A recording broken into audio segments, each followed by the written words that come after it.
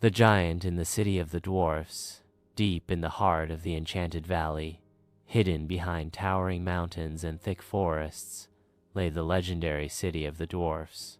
It was a place no human had ever seen, a city of tiny houses carved into giant mushrooms, golden lanterns that glowed like fireflies, and streets paved with shimmering stones. The dwarfs were a proud and secretive people, living peacefully in their hidden world. One day, however, their peaceful lives were interrupted by something they had never encountered before: a giant. The arrival of the giant. The giant's name was Eldrick. He was not like the terrible giants of old, who had been banished from the land for their greed and destruction. Eldrick was kind-hearted, but he was also lost. For days, he had wandered through the mountains searching for shelter. He had no idea that his next step would lead him straight into the city of the dwarfs. As soon as his enormous foot landed near the entrance of their city, the ground shook violently.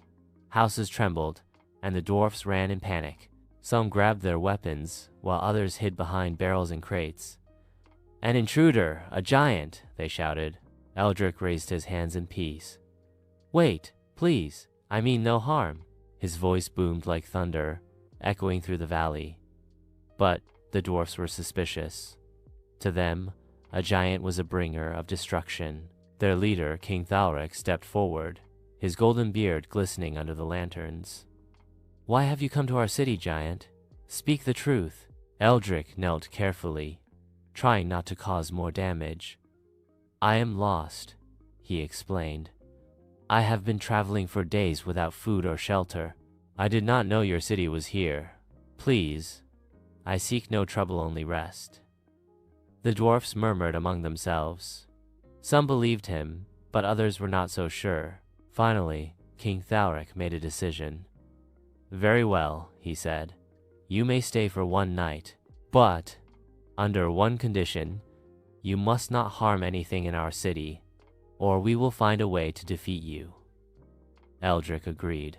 He was relieved to find kindness in the tiny people. A night in the city of the dwarfs. That night, the dwarfs did their best to accommodate the giant.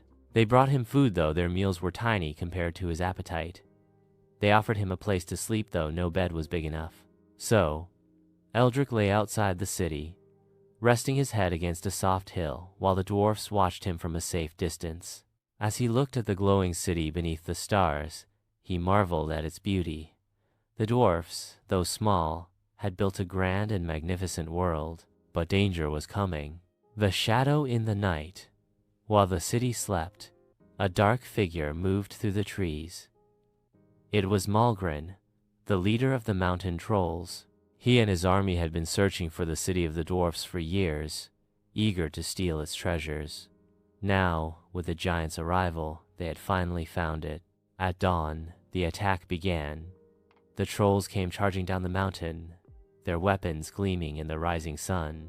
The dwarfs woke to the sound of war drums. Panic filled the streets. King Thalric called his warriors to arms, but the trolls were too many. The city was in danger of falling. Then a shadow rose above them all.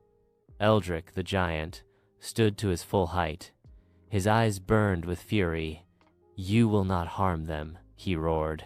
With a single step, he crushed the first wave of trolls. He grabbed the nearest tree and used it as a club, sweeping away the attackers like dust in the wind. The trolls fought back, but against the might of the giant, they stood no chance. The battle raged on, but with Eldrick's help, the dwarfs pushed the trolls back into the mountains. As the last enemy fled, the city erupted in cheers. "A friend forever?" King Thalric approached Eldrick, his expression filled with gratitude. "You have saved our city," he said.